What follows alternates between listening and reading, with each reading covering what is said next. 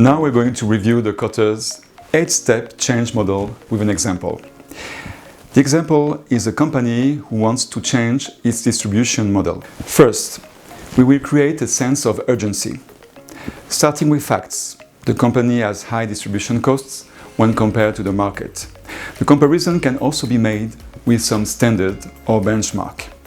Second, form a guiding coalition. It consists in identifying first the key players in distribution and then explaining and assigning them a role in the process. Third, develop an inspired vision. The moment has come to tell the story of the plan model that we want to implement, emphasizing the advantages of the new model. Fourth, convey the new vision. Decide to whom we are going to communicate the distribution steps. How? For instance, organizing town hall meetings, off-site events and workshops.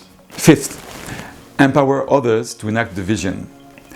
Organizing the team and defining roles and tasks of everyone involved. Preparing an action plan with timeline. Sixth, generate short-term wins.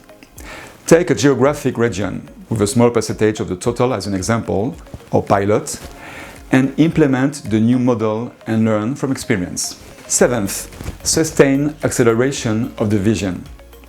Project rollout, communication, KPIs, and follow-up. Finally, eighth, institute permanent change. We will compare the KPIs with the initial objectives and rectify.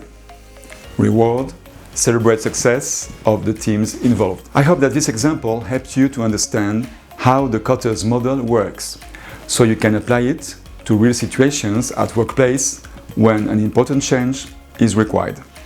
Thank you.